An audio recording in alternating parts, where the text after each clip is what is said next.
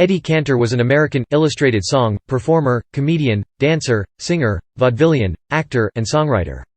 Familiar to Broadway, radio, movie, and early television audiences, this "apostle of pep" was regarded almost as a family member by millions because his top-rated radio shows revealed intimate stories and amusing anecdotes about his wife Ida and 5 daughters.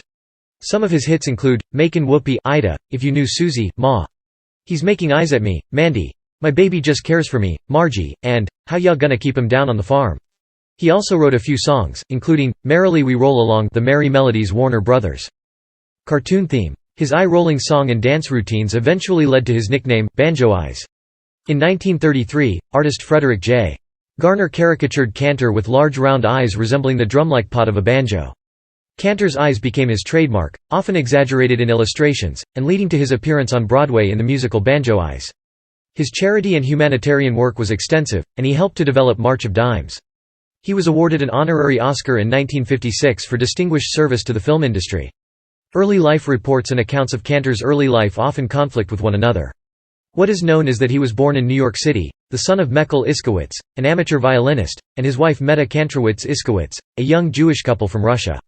It is generally accepted that he was born in 1892, though the day is subject to debate, with either January 31 or Rosh Hashanah, which was on September 10 or September 11, being reported. Although it was reported Cantor was an orphan, his mother dying in childbirth and his father of pneumonia, official records say otherwise. Meta died from complications of tuberculosis in July 1894 and the fate of Mechel is unclear, as no death certificate exists for him, and, given Mechel's poor history as a husband, he may have simply abandoned his infant son. There is also discrepancy as to his name. Both his 1957 autobiography and the New York Times obituary for Cantor listed his birth name as Isidore Iskowitz, but articles published after the 20th century list his birth name as Edward Israel Itzkowitz. His grandmother, Esther Kantrowitz, took custody of him, and referred to him as Izzy and Itchik, both diminutives for Isidore, and his last name, due to a clerical error, was thought to be Kantrowitz and shortened to Cantor. No birth certificate existed for him, not unusual for someone born in New York in the 19th century. Stage saloon songs to vaudeville by his early teens, Cantor began winning talent contests at local theaters and started appearing on stage. One of his earliest paying jobs was doubling as a waiter and performer, singing for tips at Kerry Walsh's Coney Island Saloon, where a young Jimmy Durante accompanied him on piano. He made his first public appearance in vaudeville in 1907 at New York's Clinton Music Hall.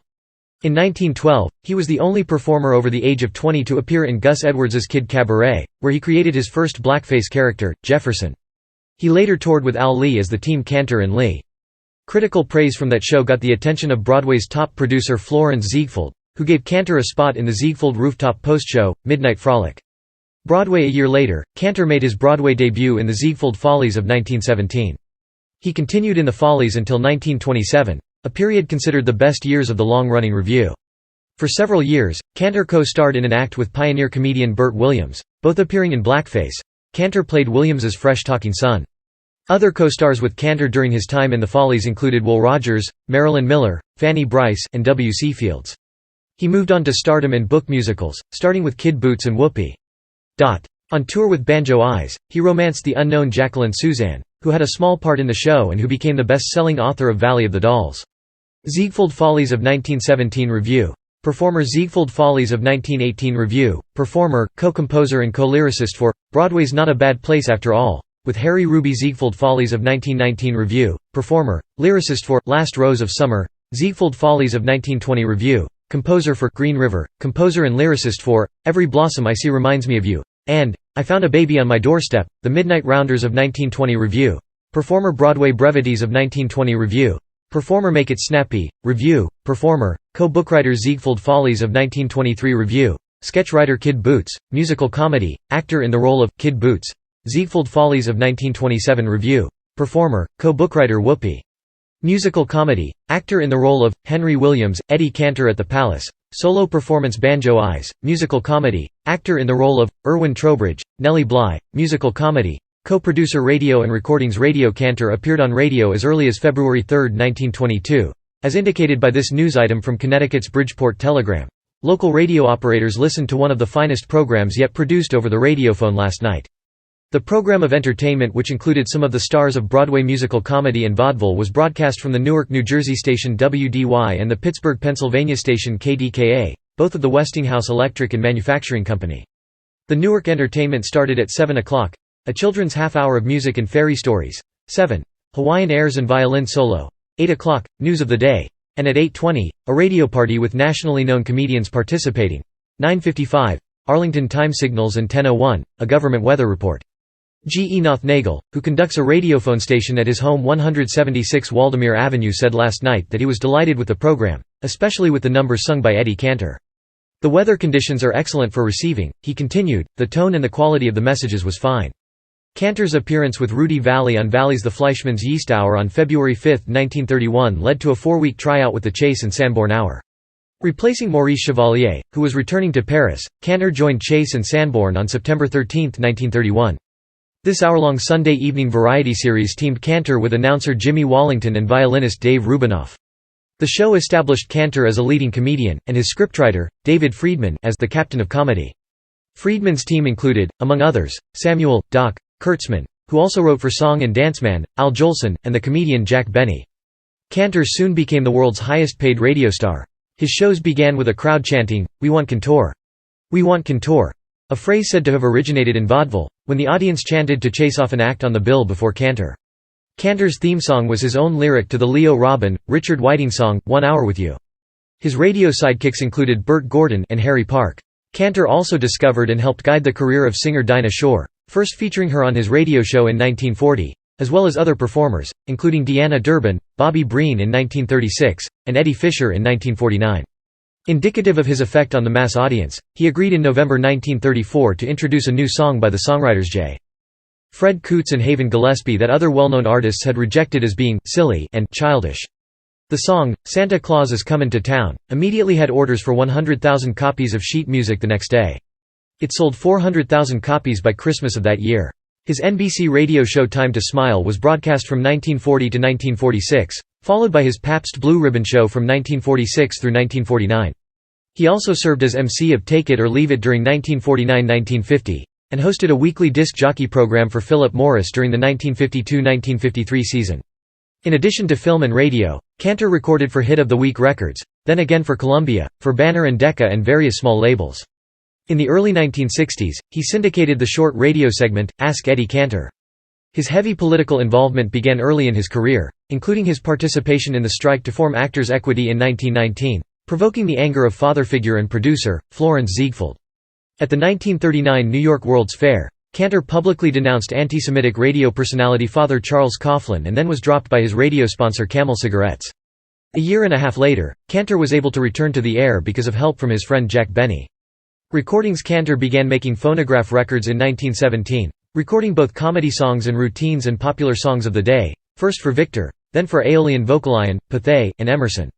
From 1921 through 1925, he had an exclusive contract with Columbia Records, returning to Victor for the remainder of the decade. Cantor was one of the era's most successful entertainers, but the 1929 stock market crash took away his multimillionaire status and left him deeply in debt. However, Cantor's relentless attention to his own earnings to avoid the poverty he knew growing up caused him to use his writing talent, quickly building a new bank account with his highly popular, best-selling books of humor and cartoons about his experience, Caught Short. A Saga of Wailing Wall Street in 1929 AC. And You-Hoo, Prosperity. Cantor was also a composer, with his most famous song seldom attributed to him. In 1935, along with Charles Tobias and Murray Mencher, Cantor wrote, Merrily We Roll Along. It was adapted as the theme song for the Merry Melodies series of animated cartoons, distributed by Warner Brothers Pictures between 1936 and 1964. Cantor himself was frequently caricatured in Warner cartoons of the period. Film and television. Cantor also made numerous film appearances. He had previously appeared in a number of short films, performing his folly songs and comedy routines, and 2 silent features in the 1920s. He was offered the lead in The Jazz Singer after it was turned down by George Jessel. Cantor also turned the role down, but he became a leading Hollywood star in 1930 with the film version of Whoopi, shot in 2-color Technicolor. He continued making films over the next 2 decades until his last starring role in If You Knew Susie. From 1950 to 1954, Cantor was a regular guest host on the television variety series The Colgate Comedy Hour. On May 25, 1944, pioneer television station WPTZ in Philadelphia presented a special, all-star telecast which was also seen in New York over WNBT and featured cut-ins from their Rockefeller Center studios. Cantor, one of the first major stars to agree to appear on television, was to sing, We're Havin' a Baby, My Baby and Me. Arriving shortly before airtime at the New York studios, Cantor was reportedly told to cut the song because the NBC New York censors considered some of the lyrics too risque. Cantor refused, claiming no time to prepare an alternative number. NBC relented, but the sound was cut and the picture blurred on certain lines in the song. This is considered the first instance of television censorship. In 1950, he became the first of several hosts alternating on the NBC television variety show The Colgate Comedy Hour, in which he would introduce musical acts, stage and film stars and play comic characters such as Maxie the Taxi. In the spring of 1952, Cantor landed in an unlikely controversy when a young Sammy Davis Jr. appeared as a guest performer. Cantor embraced Davis and mopped Davis's brow with his handkerchief after his performance. When worried sponsors led NBC to threaten cancellation of the show, Cantor's response was to book Davis for 2 more weeks. Cantor suffered a heart attack following a September 1952 Colgate broadcast, and thereafter, curtailed his appearances until his final program in 1954. In 1955, he appeared in a film series for syndication and a year later, appeared in 2 dramatic roles. He continued to appear as a guest on several shows, and was last seen on the NBC color broadcast of The Future Lies Ahead on January 22, 1960, which also featured Mort Sahl. Animation Cantor appears in caricature form in numerous Looney Tunes cartoons produced for Warner Brothers, although he was often voiced by an imitator. Beginning with I Like Mountain Music, other animated Cantor cameos include Shuffle Off to Buffalo and Billboard Frolics. Eddie Cantor is one of the 4, Down on Their Luck, stars snubbed by Elmer Fudd in What's Up, Doc? In Farm Frolics, a horse, asked by the narrator to do a canter, promptly launches into a singing, dancing, eye-rolling impression. The Cantor gag that got the most mileage, however, was his oft-repeated wish for a son after 5 famous daughters. Slap Happy Pappy features an Eddie cackler, rooster that wants a boy, to little avail. Other references can be found in Baby Bottleneck and Circus Today. In Merry Melodies, the Cuckoo Nut Grove Cantor's many daughters are referenced by a group of singing quintuplet girls. In Porky's Naughty Nephew, a swimming cantor gleefully adopts a buoy. An animated cantor also appears prominently in Walt Disney's Mother Goose Goes Hollywood, as Little Jack Horner, who sings Sing a Song of Sixpence. Books and merchandising. Cantor's popularity led to merchandising of such products as Eddie Cantor's Tell It to the Judge game from Parker Brothers. In 1933, Brown and Bigelow published a set of 12 Eddie Cantor caricatures by Frederick J. Garner. The advertising cards were purchased in bulk as a direct mail item by such businesses as auto body shops, funeral directors, dental laboratories, and vegetable wholesale dealers. With the full set, companies could mail a single Cantor card each month for a year to their selected special customers as an ongoing promotion. Cantor was often caricatured on the covers of sheet music and in magazines and newspapers. Cantor was depicted as a balloon in the Macy's Thanksgiving Day Parade, one of the very few balloons based on a real person. In addition to Caught Short, Cantor wrote or co-wrote at least 7 other books, including booklets released by the then-fledgling firm of Simon & Schuster, with Cantor's name on the cover. Customers paid $1 and received the booklet with a penny embedded in the hardcover. They sold well, and H. L. Mencken asserted that the books did more to pull America out of the Great Depression than all government measures combined. Activism and philanthropy. Cantor was the 2nd president of the Screen Actors Guild, serving from 1933 to 1935. He invented the title, The March of Dimes, for the donation campaigns of the National Foundation for Infantile Paralysis, which was organized to combat polio. It was a play on the March of Time newsreels popular at the time. He began the first campaign on his radio show in January 1938, asking listeners to mail a dime to President Franklin D. Roosevelt. At that time, Roosevelt was the most notable American victim of polio. Other entertainers joined in the appeal via their own shows, and the White House mailroom was deluged with 2,680,000 dimes, a large sum at the time. Cantor also recorded a spoken introduction on a 1938 Decca recording of Alexander's Ragtime Band by Bing Crosby and Connie Boswell, in which he thanks to the listener for buying the record, which supported the National Foundation for Infantile Paralysis. That record hit number 1 on the charts, though Cantor did not sing. A lifelong Democrat, Cantor supported Adlai Stevenson during the 1952 presidential election. Tributes. Cantor was profiled on This Is Your Life, a program in which an unsuspecting person would be surprised on live television by host Ralph Edwards, with a half-hour tribute. Cantor was the only subject who was told of the surprise in advance. He was recovering from a heart attack, and it was felt that the shock might harm him.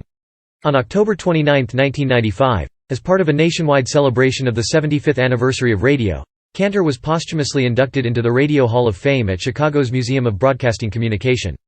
Warner Brothers, in an attempt to duplicate the box office success of The Jolson Story, filmed a big-budget Technicolor feature film, The Eddie Cantor Story. The film found an audience but might have done better with someone else in the leading role.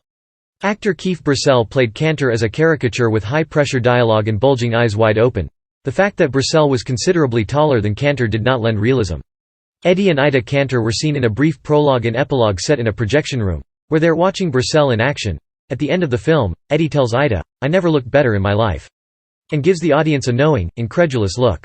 George Burns, in his memoir All My Best Friends, claimed that Warner Bros.